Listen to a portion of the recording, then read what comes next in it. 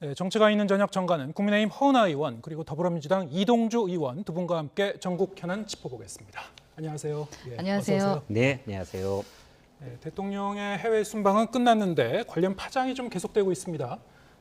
해외 순방 과정에서 뭐 여러 가지 이 취재진과의 관계에 대해서 논란이 있었습니다만 오늘 이제 출근길 약식 회견에서 MBC 기자 전용기 배제 논란에 대한 그 질문에 대해서 대통령이 직접 입장을 밝혔죠.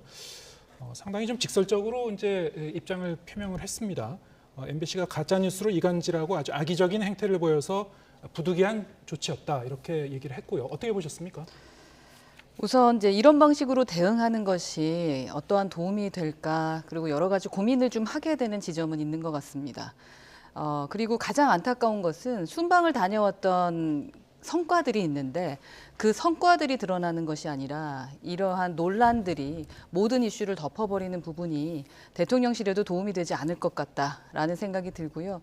그렇기 때문에 제 개인적으로는 저 도어 스태핑 약식 회견의 방식을 이제 좀 한번 바꿔보는 것은 어떨까 하는 생각도 듭니다. 어떻게 바꾼다는 건가요?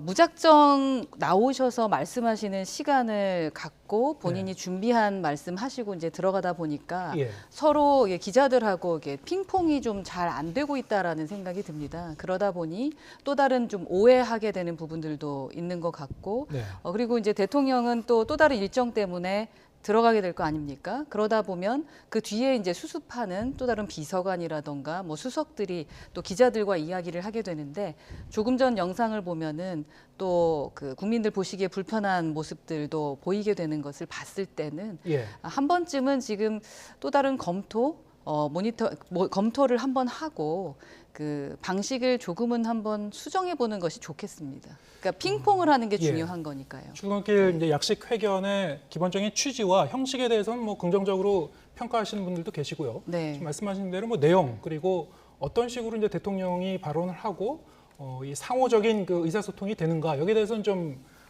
더 전향적으로 생각해 볼 필요가 있다. 그렇죠. 대통령께서 생각하시는 그 의중을 모르는 국민은 없을 겁니다. 국민과 늘 소통하고 이야기 나누고 싶다라는 거 아니겠습니까? 근데 그것이 원래의 성과나 내용들이 아닌 또 다른 이슈로 뭔가 이렇게 악의적인 그 이야기들 서로 대화를 나누면서 좀 실수를 하게 되는 것이 아닌가 하는 생각이 들어서요. 네. 한 번쯤은 지금쯤은 좀 검토를 해봐서 더 나은 방향으로 좀 한번 생각을 해보면 어떨까 하는 생각이 듭니다. 네. 자, 이 취재진과의 관계, 해외 순방 그 과정에서 네. 처음부터 마무리까지 그리고 순방이 끝났음에도 불구하고 좀 이렇게 파장이 계속되고 있고요. 어떻게 보셨습니까? 오늘 아침 도어 스태핑에서 네. 대통령의 발언과 관련돼서 아직까지도 우리 윤석열 대통령은 이번 순방에서 특정 언론을 배제한 거에 대해서 국민들이 어떻게 바라보고 있는지를 잘 모르시는 것 같아요. 대체적으로 이것을 언론 탄압이다, 이 언론 길들이기다 이렇게 바라보고 있고, 그러다 보니까 아까 말씀하셨던 것처럼 순방에서의 어떤 내용들이 뭐 성과로 나왔는지 전혀 뭐 국민들이 관심이 없습니다. 외려 이러한 명백한 취재의 제한과 그리고 그 전용기가 사실 대통령 개인의 개인 비행기가 아니지 않습니까? 거기서 특정 언론사하고만 면담을 갖는 등 이런 정말 대통령 입맛에 맞는 어떤 이런 행보를 보이는 거에 대해서 국민들이 굉장히 정말 우려스럽게 보고 있고요. 뭐 심지어는 이런 언론 탄압이라든가 이런 문제 행태를 두고서 반헌법적인 모습을 보이고 있는 게 아닌가라는 좀 이런 판단들도 많이 하고 있습니다. 그래서 오히려 우리 대통령이 이렇게 좀 공적인 업무를 수행하는 데 있어서는 좀 더 공명정대하게 이렇게 좀 어떤 이런 대통령의 일정이라든가 행보를 좀 가져가시는 게 필요하지 않을까. 여전히 국민들의 시선에 대해서 잘 읽지를 못하고 있다라고 좀 보고 있습니다. 네. 조금만 더 이 부분과 관련해서 얘기를 해보면요.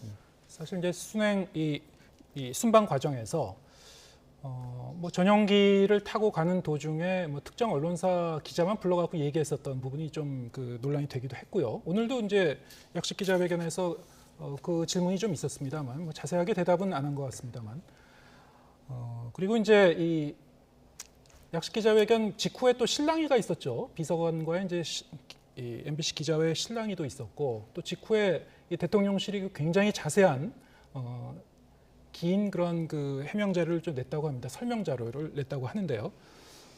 일련의 이런 과정 상당히 좀 그 수위가 좀 높아지는 것 같기도 하고요. 시간이 갈수록 어떻게 보십니까? 저는 그 대통령실에서 언론 대응을 이렇게 직접적으로 하는 부분에 대해서 국민들이 상당히 불편하게 보실 거라고 생각을 합니다. 그리고 개인적으로도 비서관의 태도는 충분히 오해를 불러일으킬 만한 행동을 했다라고 생각을 하고 있습니다. 그래서 비서실 차원에서는 우선 어떻게 기자들과 대화를 더 나누면서 오해를 풀 수 있는가에 집중을 했으면 더 좋았을 텐데 이제 10가지의 근거, 서면 브리핑을 먼저 내놨던 부분은 보시기에 좀 불편하지 않을까 하는 생각은 좀 들었고요. 다만 그럼에도 불구하고 그 MBC라는 그 매체에 대해서 언론사에 대해서 좀 실수라기보다는 좀 의도적인 부분이 있었다라고 충분히 볼 수 있는 여지가 있기는 합니다. 예를 들어서 MBC 미국 특파원이 대통령의 발언에 대해서 미국 백악관하고 국무부의 입장 표명을 요구한 것에 대해서 당시 미 국무부가 한국과 우리의 관계는 끈끈하다라고 회신을 했지만 이것을 보도하지 않았던 것이 첫 번째고요. 두 번째는 대통령 배우자의 대역을 쓰고도 대역이라고 표시하지 않았던 것 등 좀 여러 가지로 좀 의도가 충분히 있지 않나라는 여지가 있기 때문에 그 부분에 대해서는 비판을 할 수는 있을 것 같습니다. 하지만 대통령실에서 직접적으로 저렇게 언론 대응을 하는 것이 진짜 옳은가에 대한 부분은 물음표로 남습니다. 네. 부분적으로 보면은 뭐 좀 아쉬울 수는 있으나 대통령실 입장에서 저 같은 그 대응을 하는 거하고는 또 다른 차원이다. 네. 예. 지금 그 윤석열 대통령이 이제 가짜 뉴스로 이간질한다고 했었던 표현 자체는 본인의 이제 이 이른바 비속어 발언 논란과 관련해서 MBC의 그 보도 자체를 이제 가짜 뉴스로 이제 규정을 하고 이렇게 얘기를 한 거거든요. 네. 자, 이런 내용에 대해서 어떻게 보시는지요? 저는 문제가 대통령과 대통령실에서 애초에 이거에 대해서 제대로 된 해명을 하지 않았기 때문에 발생한 사태라고 보거든요. 그 국민들이 뉴스토마토 등 여러 여론조사에서 이 XX, 바이든 이렇게 들었다고 하는 게 한 60% 이상 그렇게 들렸다고 조사가 됐는데 네.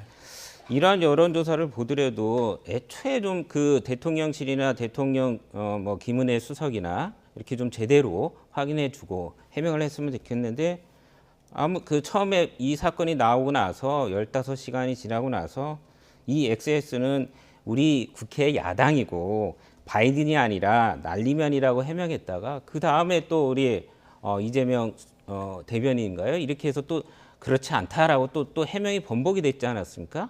그러니까 국민들이 그런 대통령실의 해명에 대해서 어떻게 믿겠습니까?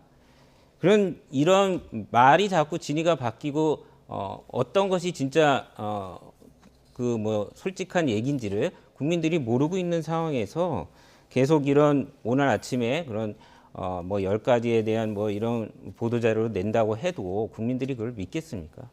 오히려 그런 항의하는 기자들에 대해서 저런 아나무인격인 태도를 보이는 걸 보고서 정말 국민들은 태도를 보는 거거든요. 대통령실에 진정성과 진실을 갖고 있는지 그런 면에 있어서 지금 대통령과 대통령실에서 대응은 정말 참담하다.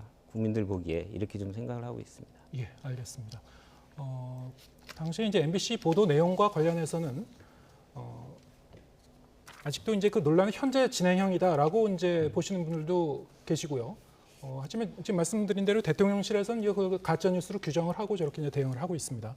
전반적으로 이제 언론과 이제 각을 세우는 그런 모습 자체가 어떤 좀 불필요한 논쟁을 불러일으키는 거 아닌가 뭐 이런 시각도 있는 것 같고요. 그 부분은 이제 허은하 의원님과 지금 이동주 의원님이 충분히 말씀하셨기 때문에 일단 오늘은 이 정도에서 마무리하고요. 다음 주제로 넘어가도록 하겠습니다. 지금 오늘 민주당이 이태원 참사 국정조사 특별위원회 위원 명단을 발표를 했죠. 국회의장이 이제 명단을 제출해 달라고 했는데 바로 하루 만에 이제 확정을 했군요. 상당히 좀 속도감 있게 진행이 되고 있는데요. 일단 오늘 민주당에서 발표한 거기 때문에 그 위원 면면에 대해서는 지금 어떤 취지에서 이렇게 확정하신 건지 좀 민주당 쪽에 먼저 여쭤보겠습니다. 네, 일단은 저희가 최상의 베스트 멤버로 좀 구성을 했다고 생각을 하고요. 우선 경험이 많은 우성호 위원장님과 행안위원회 간사를 맡고 있는 김교웅 의원을 중심으로 해서 뭐 진선미, 권칠승, 조홍천, 윤건영, 이해식, 천준호, 신현영 이런 의원들을 좀 배치를 했는데 이런 겁니다. 사실 국민들이 이번 국정조사를 통해서 바라고 있는 것은 이번 12구 이태원 참사가 과연 경찰들의 초등 대응의 문제이냐, 소방 몇몇 공무원들의 문제냐 이렇게 보지 않고 있습니다. 소방과 경찰과 그다음에 그 용산구청이라든가 서울시라든가 그다음에 이런 사회적 재난에 대해서 대응하는 국가적 재난 시스템의 컨트롤 타워인 대통령실에서는 어떻게 움직였고 이거를 어떻게 대처하고 있는지 어떤 책임을 지고 있고 누가 문제인지 이런 것들을 최대 국민들은 가장 관심 있게 보고 있는데 그런 문제점에 대해서 아무것도 지금 밝혀지지 못하고 있습니다. 단지 이제 경찰과 일선의 공무원들의 문제로만 초점을 맞추고 있기 때문에 저희는 저희 당 의원들을 이렇게 전부 다 정부에 참여했던 의원들, 그다음에 행정에 참여했던 의원들, 그다음에 청와대에 참여했던 의원들 이런 분들을 전면에 배치해서 대통령실의 책임에 대해서 집중적으로 국민들이 궁금해하는 것을 파헤치겠다 이런 자세로 임할 거라고 생각을 하고 있습니다. 네. 이제 주호영 원내대표는 수사 결과가 나온 다음에 국정화할 수 있다라는 입장을 계속 견지를 하고 계시고요. 하지만 그럼에도 불구하고 상황이 어떻게 될지 일방적으로 의결된 상황이 되면은 그러면 그때 가선 또 좀 봐야 된다 이런 취지의 얘기를 한 부분도 있는 것 같습니다. 그래서 이 부분을 어떻게 봐야 되는 건지 일단 그 지금 특위위원 명단에 대해서도 이제 좀 설명을 해주셨고요. 그래서 일단 그 특위의 구성에 대해서도 좀 평가를 해주시고 아울러서 이제 주호영 원내대표의 이런 말을 어떻게 해석해야 되는지 좀 어떤 의견을 갖고 계신지요? 우선은 국회의장이 양당 간의 합의 없이 이걸 밀어붙이지는 않을 거다라는 믿음은 갖고 있습니다. 네. 그럼에도 불구하고 진행을 하게 된다면 그 뒤에는 이제 저희가 어떻게 진행해야 되는지에 대한 것을 원내에서도 의견을 지금 묻고 있는 상황입니다. 그래서 뭐 참여할 것인지 참여하지 않을 것인지 아니면 이것을 어떻게 대처해야 되는지에 대한 의견들이 좀 묻고 있는 상황이고요. 근데 사실 뭐 다들 아시겠지만 민주당이 단독으로 처리하려고 하면 언제든지 처리할 수 있는 부분이고요. 네. 저희는 거기에 따라갈 수밖에 없는 거죠. 근데 왜 이걸 그렇게 처리하려고 하느냐에 대한 물음표, 의문은 계속 남을 수밖에 없다라는 것이고 지금 뭐 몇 면을 보더라도 지속적으로 저희에게 부정적 얘기를 하고 프레임을 만들어 가셨던 우상호 위원장이 지금 또 다른 위원장을 하게 된 거 아니겠습니까? 그 안에 그래도 합리적이라고 하는 뭐 조응천 의원도 있고 그 이번 그 참사에서 뭐 역할을 같이 저랑 뭐 패널로 나오셨던 신현영 의원들도 있기는 합니다만 이게 어떠한 좀 프레임으로 갈 수 있을 만한 또 다른 의원님들의 이름도 보입니다. 그 분들의 성함들은 하나하나 말씀드리지 않을 텐데 이게 참사에 진짜 어떠한 진상 규명을 하기 위한 것인지 아니면 정쟁을 하면서 본인들의 인지도나 아니면 지지율을 높이기 위한 어떤 정치적인 어떤 해방구로 생각하는 것인지 해결로 생각하시는 건지 그 부분을 한번 진짜 심각하게 고민해 보셨으면 좋겠습니다. 저희는 수사 결과가 나온 다음에 정말로 필요하다면 해야 되지 않겠느냐라는 입장이 아직은 공고하다라는 말씀 드리고 싶습니다. 네. 지금 뭐 여당, 야당 다 좀 고민이 있을 것 같아요. 네. 야당 입장에서는 이게 반쪽 국정조사가 될 경우에는 뭐 실효성에 대해서 좀 걱정을 해야 될 것이고 여당 쪽에서는 만약에 그래도 이제 야당이 밀어붙여서 의결 처리를 한다고 했을 때 일방적으로 이제 국정조사가 또 진행이 되지 않을까 이런 걱정도 있을 그렇죠. 것 같거든요. 예. 그래서 마냥 뭐 계속 같은 입장을 견지할 수도 없을 상황 같습니다. 어떻게 전망하십니까?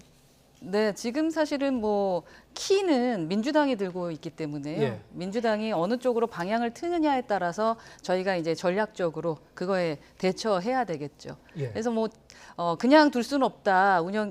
특위에 참여해야 된다라는 의원님들의 의견도 많고 아니다. 그냥 반쪽 자리로 내버려 둬야 된다라는 의견이 있어. 아직 그 부분이 결정되지는 않았습니다. 예, 알겠습니다. 지금 민주당과 관련된 검찰 수사가 지금 투 트랙으로 두 가지 방향으로 진행되고 있는 것이 있죠. 이재명 대표의 최측근인 정진상 정무조정실장에 대한 영장실질 심사가 오늘 이제 진행이 됐고요. 뭐 오늘 밤 늦게나 아니면 내일 새벽쯤에서 이제 결과가 나올 것 같습니다. 지금 뭐 촉각을 곤두세우고 있을 것 같고 또 다른 한편에서는 이제 노웅래 의원에 대한 검찰 수사가 또 진행이 되고 있고 네. 민주당 쪽에서는 상당히 좀 당혹스러울 것 같습니다. 어떻게 보고 계신지요? 일단 저희는 이 검찰의 이런 좀 비이성적이고 좀 무리한 어떻게 보면 정치 보복성에 가까운 이 조작 수사에 대해서 굉장히 좀 분노를 좀 많이 하고 있습니다. 특히 오늘 이제 법원에 출석하면서 우리 정진상 실장이 증자살인 3인 성호라고 얘기를 했는데 소감을 그런 거죠. 보니까 뭐 이제 그 구속영장에도 적혀 있었던 건데 유동규 본부장이 이제 정진상 실장에 이제 뇌물을 전달하러 가는데 정진상 실장 집 앞에 CCTV가 있는데 그걸 피하려고 옆에 계단을 이용해서 5층 집에 올라갔다고 하는데 저희 당 차원에서 현장을 가보니까 그 CCTV를 피할 수 있는 공간이 아닙니다. 네. 그러니까 현장조차 검증을 안 한 채 구속영장을 청구했다는 거고 뭐 반복해서 보면은 인터넷에서 떠도는 잘못된 정보 예를 들면 정진상이 이재명 변호사의 사무장이라고 하는 이 근거 없는 것들을 자꾸 이제 기록을 한다든가 정말 이거는 사실에 근거하지 않은 일방적인 유동규 본부장의 진술에 기초해서 한 거기 때문에 저는 정말 이 무리한 조작 수사다라고 보고 있습니다. 최근에는 보니까 유동규 본부장이 검찰과 불구속 수사를 놓고 거래했다라는 이런 또 사실도 언론에 통해서 나오지 않습니까? 그래서 저는 총체적으로 이게 이재명 당대표와 그 측근들을 겨냥해서 민주당에 대한 정치적 탄압이다, 수사다 이렇게 좀 보고 있습니다. 지금 이제 정진상 이 정무조정실장에 대한 그 수사에 대해서는 당 차원에서 조직적으로 대응하고 있습니다만 이 노웅래 의원에 대한 수사에 대해서는 뭐 그런 모습을 좀 찾아보기 쉽지 않은 것 같습니다. 왜 이런 그 다른 모습이 나오는 걸까요? 일단 저희가 오늘 이제 같이 좀 상황과 관련돼서 수습하고 있고요. 예, 저희 이 노웅래 의원님 수사권도 같은 연장선에서 좀 보고 있습니다. 보니까 지금 뭐 김건희 수사팀까지 포함해서 사실상 특수부 세 곳 모두가 1, 2, 3부가 모두 민주당 인사들을 향한 이 수사팀으로 다 재편됐다고 합니다. 정말 이건 보기 드문 이런 상황인데 그래서 그 과정에서도 보면 고의적인 피의 사건 유출에 대한 그 모습도 보이고 망신주기 수사가 아닌가 이렇게 좀 판단하고 있습니다. 그래서 저희가 같이 우리 노웅래 민주연구원 의원님 것도 같이 공동 대응하기 위해서 준비하고 있다 이렇게 말씀드리고 싶습니다. 네, 오늘 밤이나 내일 새벽 영장이 발부가 되느냐 안 되느냐 여기에 따라서 이제 대장동 수사를 비롯한 여러 가지 이재명 대표 측근에 대한 그 수사 또 탄력이 붙는지 아니면 타격을 받는지 갈림길이 될 것 같은데 어떻게 전망하시는지요?